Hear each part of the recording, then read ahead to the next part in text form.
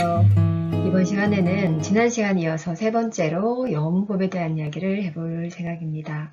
그 영어문법에 대한 이야기는 누구나 할 것 없이 여러 가지 그 공부의 어려움이라든지 또 앞으로 어떻게 더 해야 될지에 대한 방향성 뭐 이런 부분이 사실 많이 막막하기 때문에 제가 영어문법이라는 토픽을 가지고 벌써 세 번째 마지막으로 이렇게 다시 영상을 찍게 되었습니다.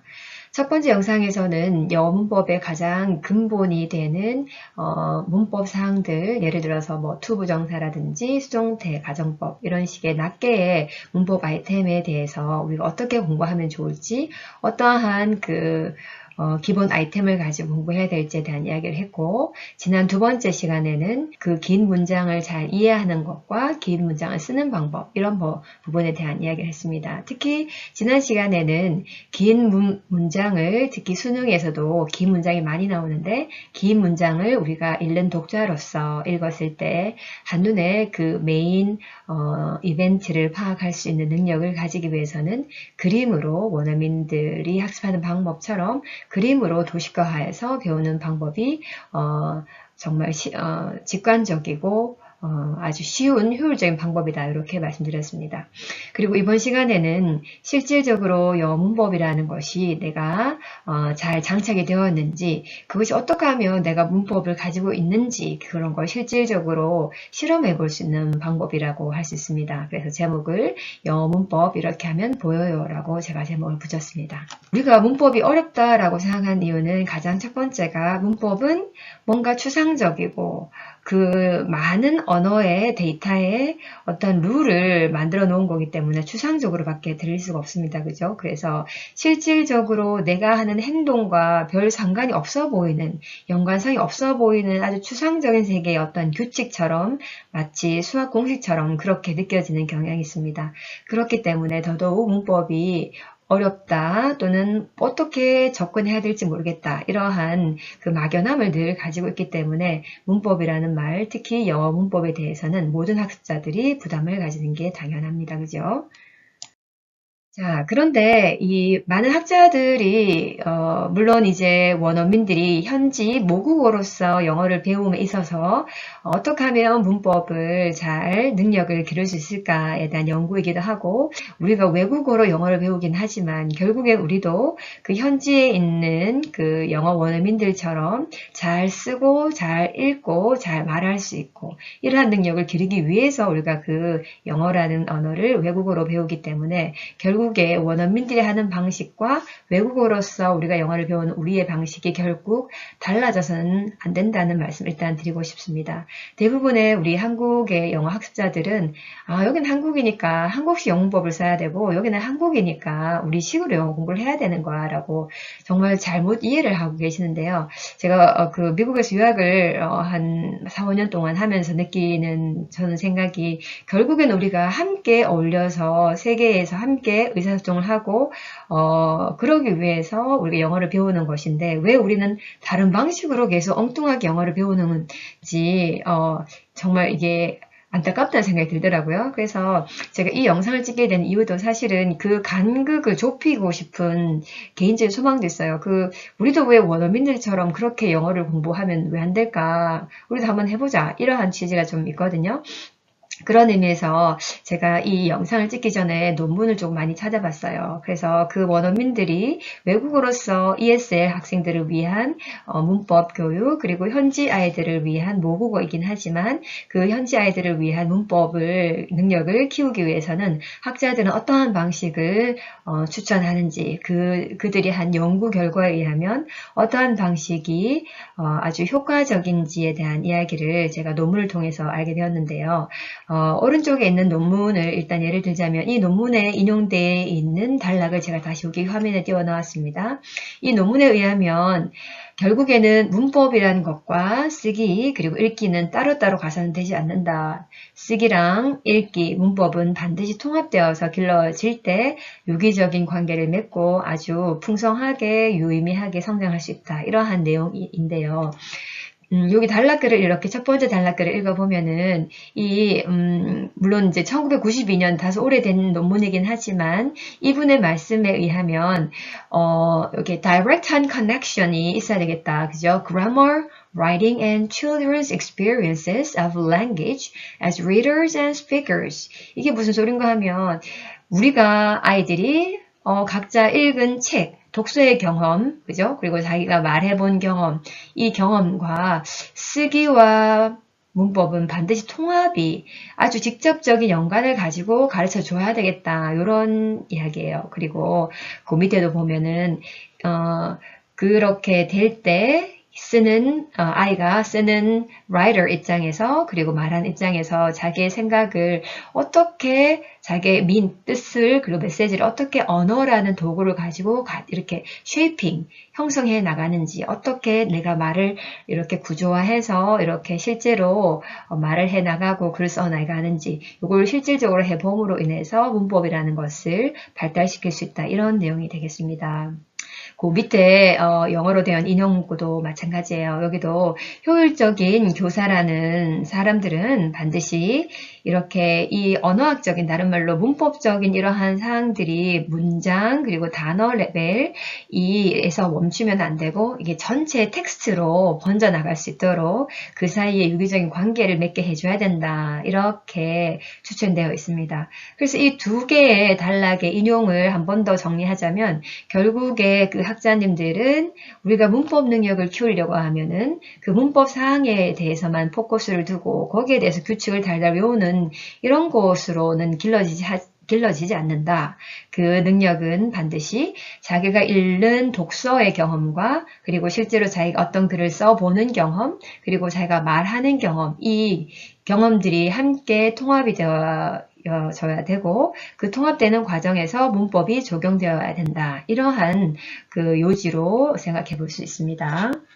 계속해서 그 논문에 인용된 이야기를 좀만 더 정리해 볼게요. 그래서 아까도 설명했다시피 우리가 말하는 우리 센텐스 스트럭처 있잖아요. 우리나라 한국식 영문법에서 자주 거의 메인으로만 다루는 이 문장 구조. 이게 결국에는 문장 그 학습의 기본 목표가 되어서는 안 된다. 그거는 그냥 필수 아이템일 뿐이지 그거가 전부가 되어서는 안 된다. 이런 이야기 되어 있습니다. 그리고 그럼 어떻게 해야 되냐. 실제로 그러한 문법 아이템을 우리 아이들이 글을 써 나갈 때 그 문맥 안에서 어떠한 쓰임으로 쓸 수 있는지에 대한 안내가 되어져야 된다. 이게 지금 제가 말씀드리는 것이 조금 희망할 수 있어요. 그렇지만 이 영상 끝까지 보시면 영상 끝에 제가 이 논문에서 좋다고 하는 방식을 그대로 적용해 놓은 영어 교재를 하나 소개해 드리겠습니다. 그 교재를 보면 앞부분에 했던 그 논문에서 학자들이 말했던 효과적인 문법 교육 방법이 이런 식으로 하는 거였구나 라고 감이 오실 거예요. 그러면 이 영상 끝까지 봐주시길 바랍니다.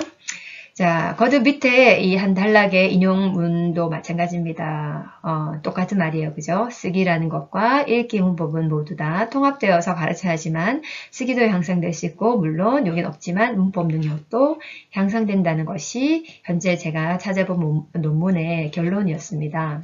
그런데 여기서 조심해야 될 것은 무엇인가 하면 제가 두 번째 영상에서도 설명했지만 그 기본적으로 우리나라의 수준으로 하자면 초등학교 고학년에서 중학교 저학년 중1 정도까지 아이들에게 물론 문법을 쓰기와 통합해서 가르치는 것은 물론 효과적일 수 있어요. 물론 개인 학생의 수준에 따라서. 그런데 일반적인 우리 한국 아이들의 수준으로 제가 감안해 본다면 그 친구들은 쓰기와 문법을 통합하는 교육 이전에 반드시 선제 조건을 하나 갖추어 줘야 되는데요. 그 선제 조건이 무엇인가 하면 기본적으로 문장을 짧은 문장이든 기본이 되는 패턴들에 대한 숙달은 되어 있어야 된다. 이 논문에서 보인 것처럼 영국 현지 학생들 855명이라는 엄청난 숫자의 아이들 대상으로 연구를 했는데요. 그 당시 학생들의 나이는 12에서 13세 그러니까 우리나라로 보면 중학교 1학년 전후 정도 될 것 같아요. 그죠? 이 친구들한테 이 쓰기하고 문법을 통합해서 가르쳤을 때 과연 얘네들이 쓰기 능력이 많이 향상되었었던가 라는 그 질문을 가지고 연구를 했는데요. 그 연구 결과는 주어진 이 화면에서 보이는 것처럼 효과가 있었다. 그렇지만 기초 수준의 쓰기 능력이 없는 학생한테는 이 통합교육이 별 효과가 없었다라고 나와 있습니다. 다른 말로 하면 기초 수준의 쓰기 능력은 반드시 선제 조건이 되어야 된다는 뜻인데, 그럼 여기서 기본 쓰기 능력은 무엇을 말할까요? 기본 쓰기 능력은 지난 두 번째 영상에서 보여준 그러한 패턴, 다양한 패턴의 문장을 숙달이 된 상황이고, 그런 다음에 이제 쓰기, 다양한 장르의 쓰기랑 연결될 때 기존 자기가 알고 있었던 문법 사항을 그 다양한 문맥의 쓰기를 통해서 적용시킬 때 쓰기 능력도 향상되고 덩달아서 문법 적용 능력도 더욱더 향상된다. 이렇게 볼 수 있습니다. 그래서 여기서 제가 한 번 더 강조드리고 싶은 이야기는 우리가 문법을 그리고 쓰기를 다 낱개로 생각할 것이 아니고 통합해야 된다. 하지만 그 통합된 교육으로 나가기 전에는 반드시 정말 기본이 되는 문법에 대한 그 문장 통째로의 많은 이 통째 암기 또는 선제 숙달 뭐 이런 식으로 볼 수가 있는데요. 그래서 기본이 되는 문장 패턴은 정말 많이 입으로도 눈으로도 숙달되는 게 먼저 선제 조건이 되어야 된다는 말씀입니다. 그럼 어떻게 길러야 될까라는 질문이 나올 수 있는데요. 거기에 대한 방법으로 제가 두 가지를 말씀드릴게요. 먼저 첫 번째, 실질적인 방법 첫 번째는 문장 압축하기 연습입니다. 문장 압축하기라는 것이 조금 생경하게 들릴 수 있지만 영어로 하자면 sentence combining 이라고 할 수 있는데요. 이거는 여러 가지 정보를 하나의 낮게 각각 작은 짧은 문장으로 읽는 것을 긴 문장 하나로 정확하게 효과적으로 압축해서 쓰는 활동을 말합니다. 여기 앤드류라는 분의 2006년 논문에 의하면은 문장 구조 자체를 가르치는 것은 읽기와 쓰기의 정확성이나 그 질 퀄리티를 좋게 할 수는 없다 또는 그런 효과가 있다는 증거는 없다 이렇게 논문에서 보고했습니다.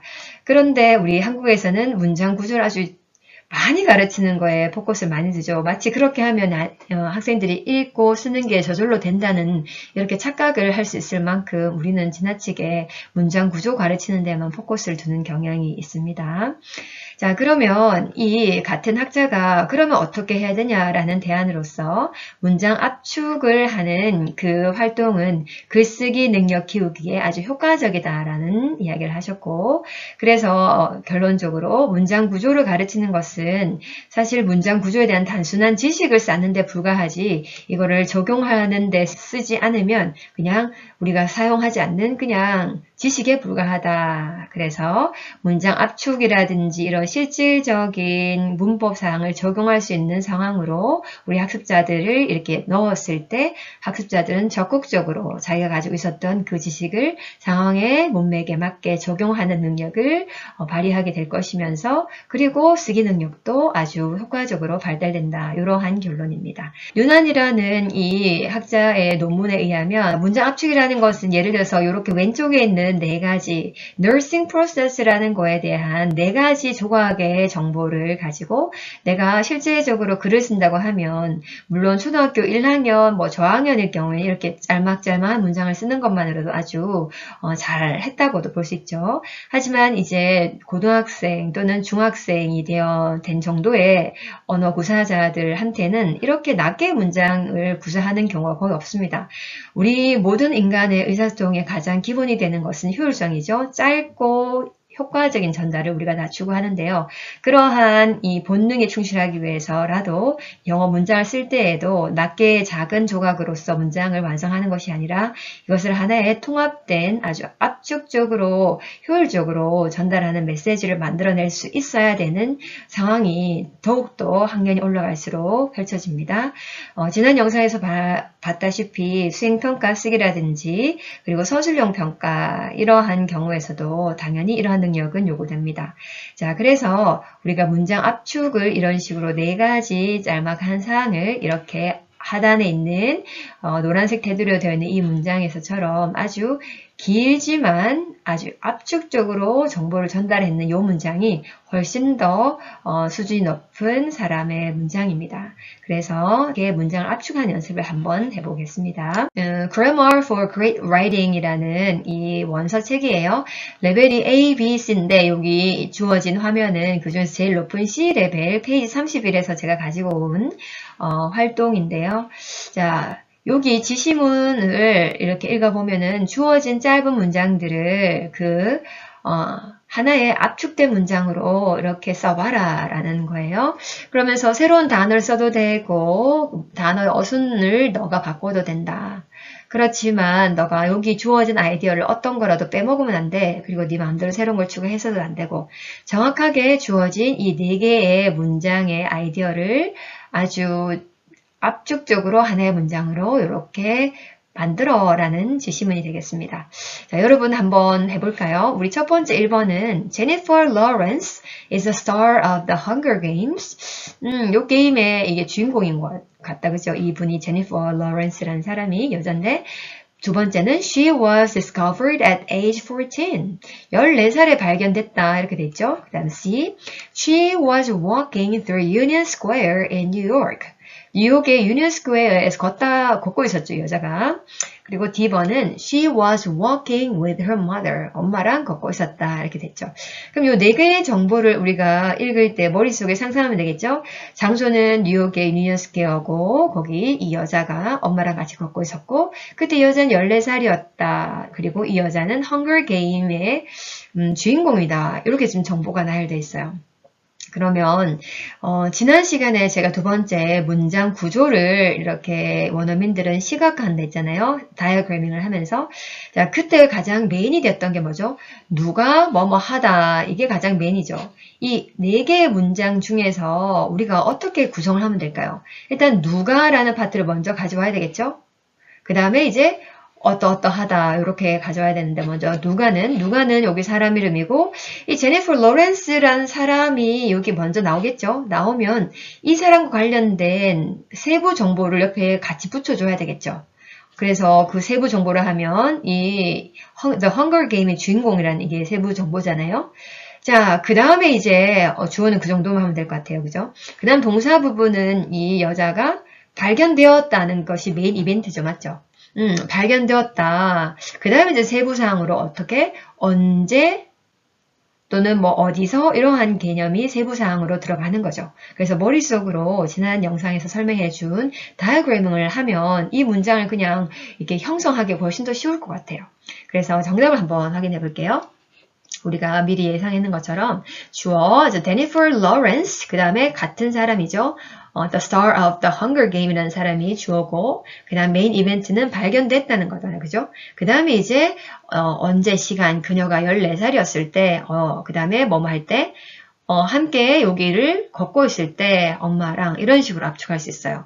물론 압축할 수 있는 방식은 주어진 이 문장 말고도 다른 다양한 답은 있을 수 있어요. 그렇지만 가장 키가 되는 것은 언제든 이 왼쪽처럼 4가지 낱개의 정보가 주어져 있을 때 우리는 레고 블록을 쌓을 그러한 머릿속에 상상을 하면서 가장 메인이 되는 기반은 누가라는 정보를 가지고 와야 되고 누가라는 정보가 좀 세부사항이 있으면 바로 뒤따라서 그 정보를 쓰면 되고 그 다음에 이제 뭐뭐 하다 동사의 정보를 가지고 오고 오죠. 동사 정보의 디테일이 되는 언제 어디서 어떻게 왜 라는 부분이 있으면 또 연달아서 쭉 쓰면 되는 이러한 기본 원리를 가지고 있습니다. 그리고 주어진 문장을 보다시피 이 문장을 만들어낼 수 있으려면 우리는 동격이라는 이런 콤마의 이 기능을 알고 있어야 될 것이며, 그죠? 그 다음에 이 접속사 while이라는 이 접속사의 기능을 알 수 있어야 됩니다. 그죠? 그 다음에 이제, 딴 거는 뭐 크게 여기에서는 변형된 건 없는 것 같아요. 자, 그러면 두 번째 문장 한 번만 더 볼게요. 두 번째는 The internet became a popular tool for research. 토픽이 인터넷이다. 그죠? 아주 리서치에 중요하고 인기 있는 툴이 되었어. 그 다음 두 번째는 before that, people were using print encyclopedias such as the Encyclopedia Britannica.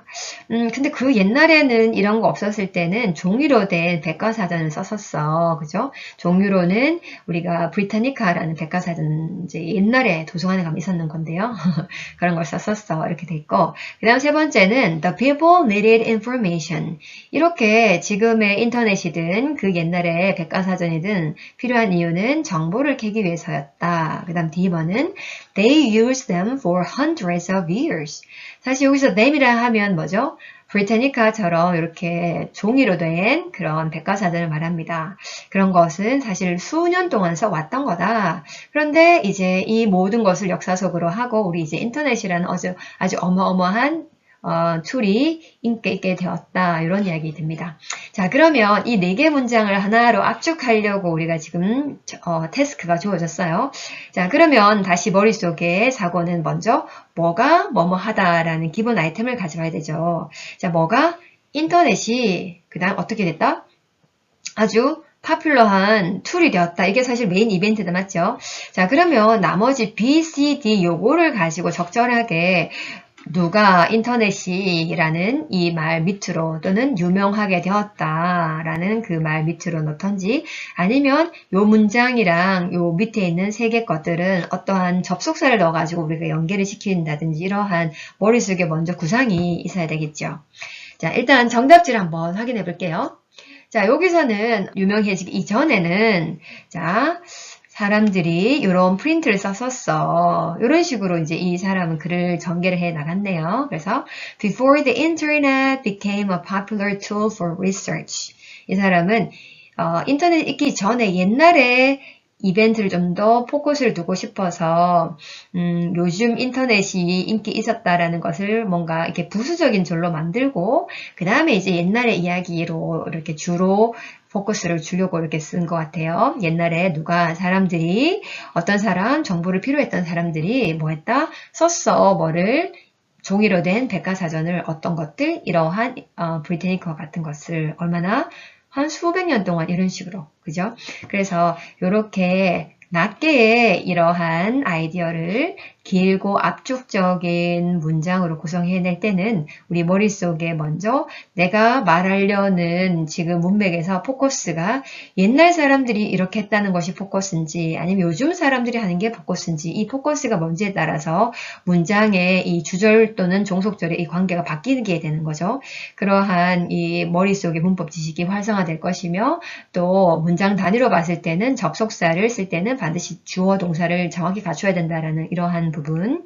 그 다음에 이제 동사의 시제는 잘 맞춰야 된다. 옛날 이야기니까 과거를 쓴다. 뭐 이런 식의 작은 단편의 문법 지식이 이러한 문장 압축하는 활동이 맞닥뜨려짐으로 인해서 우리는 그러한 지식들을 활성화시켜서 한번 트라이얼 시도해 봤을 때 정답지를 확인했을 때 내가 이렇게 오류를 질렀구나. 그러면은 오류를 수정함으로 인해서 자기 지식이 좀 더 이렇게 수정이 되고 확고히 자기의 내재화가 될 수 있다. 이러한 머릿속의 과정이 흘러나간다는 겁니다. 다음 이제 두 번째 실질적인 쓰기와 읽기와 문법을 향상시킬 수 있는 두 번째 방법은 보다시피 다양한 종류의 글을 써보는 겁니다. 실제로. 아까 좀 전에는 정말 짤막한 아이디어를 하나의 기문장으로 쓰는 연습이었고 이제는 좀 더 확대해서 하나의 온전한 텍스트를 써보는 연습을 함으로써 똑같은 방법이에요. 우리가 그러한 문법 지식을 그 문맥에 맞게 주어진 글의 종류에 맞게 적용할 수 있는 연습을 많이 하면 그 문법 능력이 저절로 길러지게 된다. 이런 건데요. 자, 그러려면 일단 먼저 다양한 종류의 글을 특징을 먼저 파악을 해야 돼요. 그래야 그 각각의 특징에 맞게 글을 쓸 수 있기 때문에 그러면 영어라는 이 언어에서 글의 종류는 크게 사실 네 가지로 분류할 수도 있고 세 가지로 분류할 수 있어요. 자, 네 가지라고 하면은 설명을 하는 글 또는 설득을 하는 글 또 서사 어떠한 이야기를 꾸미는, 이야기에 대한 이야기고, 묘사는 한 장면에 대한 디테일한 묘사 이렇게 할 수 있는데, 대체로 끝에 있는 이 두 가지, 서사와 묘사는 하나의 카테고리로 묶을 수도 있습니다. 그래서 네 가지 종류의 글이라고도 말할 수도 있고, 끝에 두 가지를 묶어서 총 세 가지 글이라고도 말할 수 있습니다. 어쨌든 각자의 글은 쓰는 목적이 설명을 하기 위해서, 남을 설득하기 위해서, 어떤 이야기를 들려주기 위해서 각각 다르기 때문에 글을 쓰는 문장에서도 조금 어조라든지 어떤 분위기 전체가 달라질 수 있어요. 그죠? 그러한 어조와 분위기에 맞게끔 글을 쓸 수 있는 능력이 진정으로 우리가 키우고 싶은 문법을 공부하는 이유가 되는 거죠. 그래서 최상위 목표인 그러한 쓰기를 하기 위해서는 어떻게 해야 되냐? 실제로 많이 써봐야 된다. 그죠? 써봄으로 인해서 문법 적용할 수 있는 기회를 많이 가지게 되니까 이런 이야기 듭니다. 자, 그러면 가장 쉽게는 우리 아이들이 매일 학교에서 접하게 되는 영어 교과서를 가지고 이렇게 읽기와 쓰기와 문법을 함께 통합해서 적용할 수 있는 방법을 제가 소개해 드릴 건데요. 이렇게 좋은 점은 거듭 말씀드리자면은 유의미하게 문법을 활용할 수 있고 또 수행평가랑 서술형 대비에 아주 효과적입니다. Student Creation이라는 읽기 혁명이라는 책에 보면은 다양한 문체를 경험한 사람은 쓰기를 당연히 잘하게 되고 이유인즉슨 많이 읽었기 때문에 문체가 아주 몸에 배었고 당연히 그래서 쓰기가 두려움 없이 잘한다. 이렇게 거듭 읽기와 쓰기가 함께 발달할 수 있음을 이야기해 놓았습니다. 사실 제가 수업 시간에 아이들한테 주는 활동지인데요. 자기 꿈을 펼친 사람이 청중들한테 너희들도 꿈을 펼치려면 이렇게 해라 라는 설득하는 글입니다. 그죠? 설득하는 글을 읽으면서 우리가 글의 요지를 파악하고 도입부인 이렇게 말하고 본론에서 이러이러한 이야기를 했고 결론적으로 이런 이야기를 했다. 이러한 논설문 설득하는 글을 읽고 우리 아이들이 뒷면에는 다시 이 글을 요약하는 마치 자기가 이 글의 주인공이 된 듯이 되어서 상대를 설득하는 글을 한번 다시 써보게 하는 활동을 합니다. 그래서 이 글을 먼저 본문에 있는 설득하는 글을 읽고 아이들이 이 문체에 대한 특징을 파악하고 글의 구조를 이렇게 본인들이 내용을 요지를 써놓고 난 다음에 이제 다시 자기가 주인공인 그 연설자가 되어서 글을 한번 요약해보는 연습을 하면 아까 말했는 쓰기와 읽기와 문법이 통합되어서 발달될 수 있습니다. 조금 난이도를 높여서 스티브 잡스의 2005년 스탠포드 그 졸업 연설문인데요. 이것도 논설문 똑같은 패턴입니다. 교과서는 내용이 쉬웠고 이건 좀 더 챌린징한 그 수준의 연설문을 듣고 실제로 아이들 요약을 이렇게 구조화를 시키고 그 다음에 뒤에 실제로 자기가 스티브 잡스가 되었다 생각하고 연설을 다시 한 번 더 요약해서 써보는 이러한 경험을 아이들에게 시키고 있습니다. 요 인터넷 자료에서 제가 설명하는 글, 그러니까 위한 음식이 실질적으로 효과가 있을까라는 연구에 관한 그 설명을 해주는 영상을 보고 이렇게 구조화를 시키고 그런 다음에 이 구조화를 머릿속에 이렇게 참고를 하고 또는 이 구조화된 것을 왼쪽 페이지에 놔두고 오른쪽에다가 빈 종이에 놓고 이 이야기를 다시 논문을 이러한 연구의 서론과 스텝 절차와 그리고 얻게 된 결과 그래서 결론은 뭐다 이렇게 연구 논문 쓰듯이 자기 나름의 그 영어 문장으로 풀어나가는 활동을 하고 있습니다. 이것도 마찬가지 설명문입니다. 이거는 실제로 또 10대 아이들이 용돈 사용하는 습관이 어떤지에 관한 연구 논문 형식의 본문 글인데요. 그거를 이렇게 먼저 내용 파악을 하고 난 다음에 나름 아까처럼 똑같이 자기가 다시 한 사람이 된 듯이 하여서 이 연구를 설명문으로 쓰는 이런 활동을 합니다. 그 다음에 이제는 교과서에서 골동품 판매상에 관한 단편 소설이 나오는데요. 또 다른 종류죠. 이렇게 이야기를 써나가는 서사 장르에 해당하는 글을 읽고 이 이야기의 그 전개가 등장인물이 그리고 세팅이 어떻게 되는지 먼저 파악하고 난 다음에 이야기의 전개 구조를 어떤 사건이 서론 기승전결 있죠. 우리가 말하는 국어 시간 했는 것처럼 발단, 전개, 절정, 결말 이런 거 있듯이 영어도 마찬가지죠. 이렇게 플롯을 간단하게 정리하고 그래서 이 글에서 우리가 얻게 된 교훈이 뭔지까지 정리한 다음에 다시 자기가 소설가가 됐다고 생각하고 이 글을 옛날에 이런 골동품상 판매상 있었는데 어쩌고저쩌고 이렇게 글을 써 나갈 수 있는 경험을 통해서 우리 아이들이 다양한 장르의 글을 써보는 경험을 가지게 됩니다. 이렇게 우리 중학교 3학년 수준의 제가 그 교과서라든지 활동지를 소개해 드렸는데요. 실제로 수능에서도 다양한 종류의 글이 나옵니다. 그죠? 보다시피 이렇게 설명문 나오고 오른쪽에 논설문, 그러니까 persuasive writing 나오고 또 이렇게 묘사하는 descriptive writing도 나오고 narrative writing 이렇게 나옵니다. 그래서 그 다양한 종류의 글을 많이 접해야지만 그 각각의 글이 특징을 파악할 수 있고 멀리는 수능 영어에 필요하고 짧게는 우리 아이들의 직접적인 서술형 그다음 수행평가에 필요한 능력이기 때문에 언제든지 우리는 문법 하나에만 적용시키면 안 되고 쓰기랑 읽기랑 같이 통합해서 가르쳐야 되겠다. 그러기 위해서는 문장 단위에 압축해서 쓰는 능력이라든지 그리고 실제로 자기가 다양한 종류의 글을 써보는 이러한 텍스트 라이팅을 해보는 것이 아주 효과적인 방법이다. 이런 이야기를 지금 나누고 있습니다. 그래서 제가 서점을 가서 한번 이렇게 둘러봤는데요. 중등 교재로서는 Writing Wise라는 것이 제 눈에 띄었습니다.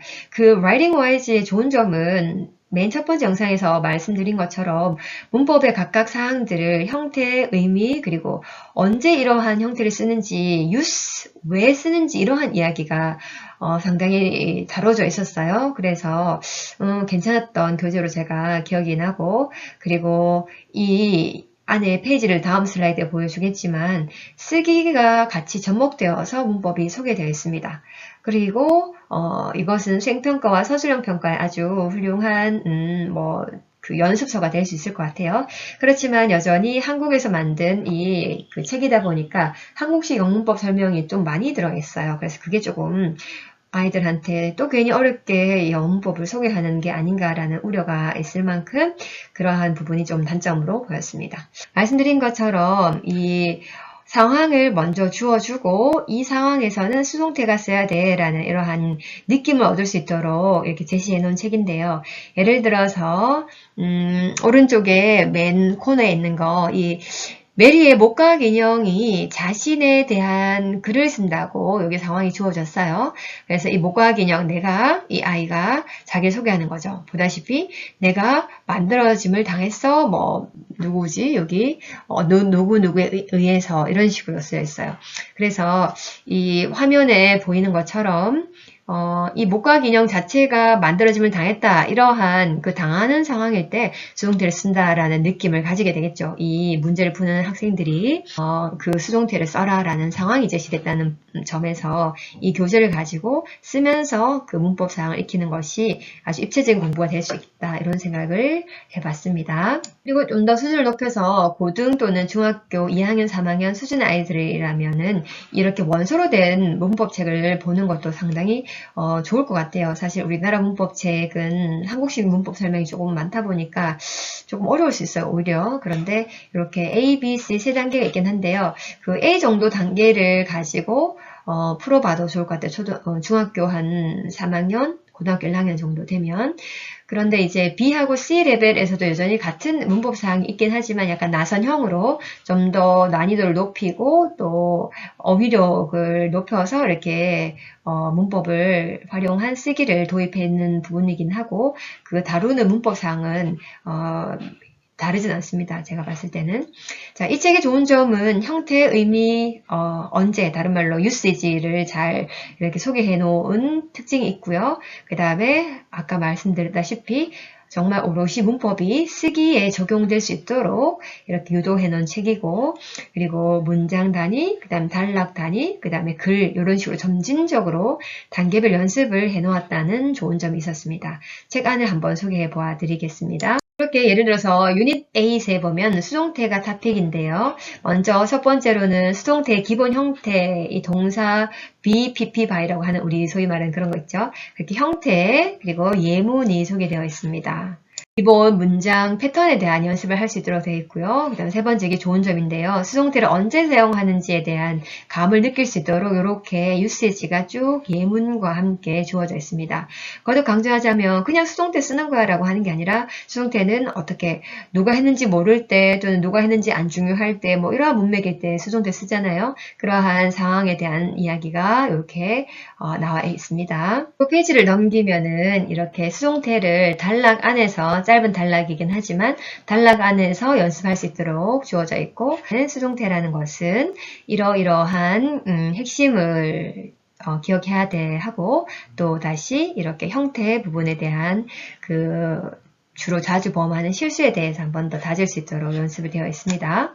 현재까지는 이제 주어진 글에서 이제 어떻게 수동태가 잘못 쓰였는지에 대한 이렇게 확인을 또 리더로서의 이 문법 지식을 적용하는 이야기라고 하면, 그 다음 페이지부터는 이제 writer, 자기가 직접 수동태를 사용하면서 의미를 이렇게 구성해 나가는 입장에서 수동태를 실제로 활용해 보도록 하는 이렇게 활동이 되어 있습니다. 소위 말해서 아까 제가 말씀드렸던 문장 압축하는 연습을 이 문제집에서도 지금 유도하고 있습니다. 주어진 4개의 정보를 하나의 문장으로 압축해야 되고, 압축하다 보면 저절로 수동태의 형태가 필요하다는 그 상황이 있습니다. 맞닥뜨려져요. 그걸 의도하여서 이 문제집 만든 사람이 이 상황을 지금 주어졌기 때문에 저절로 압축하다 보면 수동태란 형태를 유의미하게 쓸 수 있게 된다. 이러한 이야기고, 그 다음에 이번에는 이제 남이 썼던 이 긴 단락글을 한번 보면서 쓰기 교정하는 과정이에요. 총 10가지로 되어 있는데,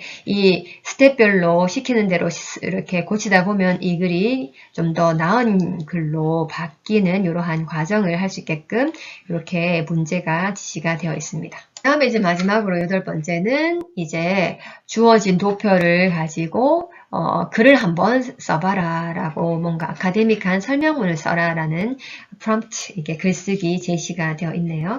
그래서 이 Grammar for Great Writing 이라는 책을 한번 살펴봤는데요. 맨 앞에 논문에서 말씀드린 것처럼 문장을 쓰는 연습 과정에서 우리는 문법을 적용하는 능력이 길러지고, 그리고 이것은 읽기라는 자기의 다양한 장르의 읽기 경험과 유기적으로 연결을 맺고 있기 때문에 그 통합적으로 문법을 읽기와 쓰기랑 같이 길러줘야 된다라는 말과 이 문제지는 아주 일치한다고 볼 수 있습니다. 실제로 한 중학교 3학년 정도 되면 이 책의 가장 낮은 단계인 A레벨을 쓰는 것이 가능할 수 있을 것 같아요. 글을 썼는 것을 이렇게 제대로 썼나라는 의문이 들 수 있어요. 우리는 원어민이 아니기 때문에. 그래서 요즘에 Grammarly라는 사이트도 있는데요. 이제 사실 요거는 챗GPT가 나오기 이전에는 많이 제가 썼지만, 이제는 저는 챗GPT를 더 많이 쓰는 편이거든요. 훨씬 더 이게 뭐라 해야 되지? 일단 무료고, 아주 나의 커맨드에 따라서 많은 이렇게 리스폰스라든지, 이게 비서처럼 제가 시키면 시킨 대로 잘 하더라고요. 그래서 제가 썼던 문장 또는 글을 챗GPT 그 앱에 가서 복사 붙이기를 하고 나면, 나한테 잘못된 것을 그 다음에 설명이랑 같이 나한테 해줘. 이러면 쭉 설명해 주더라고요. 이런 식으로.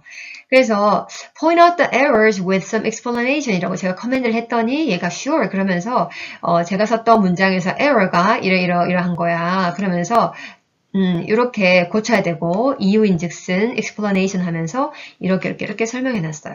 그래서 챗GPT라는 이 앱 요즘 많이 이제 사용하는 방법에 대한 유튜브 영상도 있는데요. 이걸 활용하여서 자녀들의 영어 작문도 이 전문적인 AI의 교정을 받으면 우리한테 목적에 맞게끔 잘 활용할 수 있지 않을까, 이런 생각 해봅니다.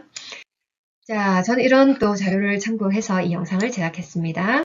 자, 그럼 현재까지 오늘은 총 3번째 이야기, 영문법 3번째 이야기로서 아이들에게 특히 한국에서 문법이라고 하면 너무 많은 문장 스트럭처, 구조에 한정되어서 암기를 시키는 이러한 현상이 많이 있는데요. 그런 현상을 조금 바로잡기 위해서 제가 총 3개에 걸친 영상을 가지고 설명을 드렸습니다. 요지는 결국 문법이라는 것은 읽기와 쓰기랑 통합되어서 발달되어야 된다라는 이야기였습니다. 그러면 저는 다음 시간에 또 새로운 또 토픽을 가지고 영상을 한번 제작해 보겠습니다. 긴 시간 시청해 주셔서 감사합니다. 안녕히 계세요.